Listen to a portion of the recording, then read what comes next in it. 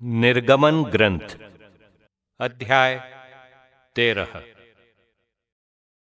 प्रभु ने मूसा को आज्ञा दी, मुझे सब पहलौठे बच्चों को समर्पित कर देना। इज़राइली लोगों के सब पहलौठे बच्चे, चाहे वे मनुष्यों के हों या पशुओं के, मेरे ही हैं। बेखमीर रोटी। मूसा ने लोगों से कहा, ये दिन स्मरण रखना। इसी दिन तुम अपनी दास्ता के घर मिस्र से निकलकर बाहर आए हो, क्योंकि प्रभु ने अपने बाहुबल से तुम्हें उस स्थान से बाहर निकाला है। इसलिए तुम कोई खमीरी रोटी मत खाना।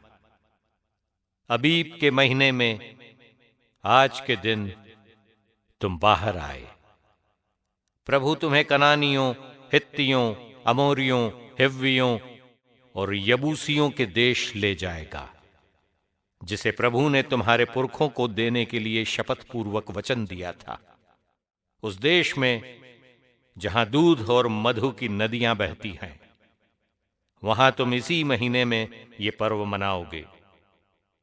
तब 7 दिन तक तुम बेखमीर रोटी ही खाओगे, और 7वें दिन प्रभु के आदर में एक उत्सव मनाओगे। उन 7 दिनों में बेखमीर रोटी ही खाई जाएगी।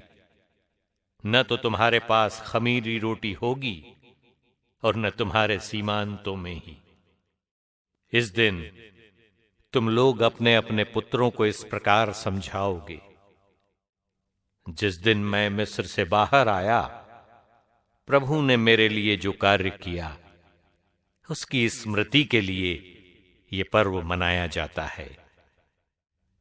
प्रभु बल प्रदर्शन द्वारा तुमको मिस्र से निकाल लाया।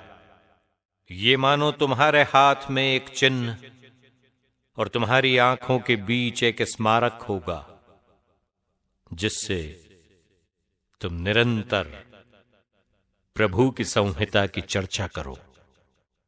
इसीलिए तुम प्रतिवर्ष निश्चित समय पर इस आदेश का पालन करते रहोगे।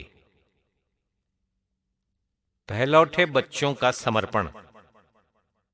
फिर जब प्रभु तुम्हें कनानियों के देश पहुंचा दे और उसे तुम्हें दे दे, जैसा उसने तुम्हें और तुम्हारे पुरखों को शपथ पूर्वक वचन दिया था, तब तुम अपने सब पहलौठे बच्चों को प्रभु को समर्पित करोगे। तुम्हारे पशुओं के सब पहलौठे बच्चे भी प्रभु के होंगे। तुम गधे के प्रत्येक पहलौठे बच्चे को मेमने से छुड़ाओगे। यदि तुम ऐसा नहीं करना चाहोगे तो उसकी गर्दन तोड़ दोगे। तुम अपने अर्थात मनुष्यों के प्रत्येक पहलौठे पुत्र को छुड़ाओगे। जब भविष्य में तुम्हारा पुत्र तुमसे पूछे कि इसका अर्थ क्या है, तो उसे ये बताना, प्रभु ने अपने भुजबल से हमें दास्ता के घर मिस्र से बाहर निकाला था, जब फिरौन हठपूर्वक हमें निकलने नहीं देता था। प्रभु ने मिस्र देश के प्रत्येक पहलौठे बच्चे को, चाहे वो मनुष्य का हो या पशु का, मार डाला था। इसीलिए हम प्रभु को सब पहलौठे बच्चों को अर्पित करते हैं और उन्हें छुड़ा लेते हैं। प्रभु बल प्रदर्शन द्वारा तुमको मिस्र से निकाल लाया था।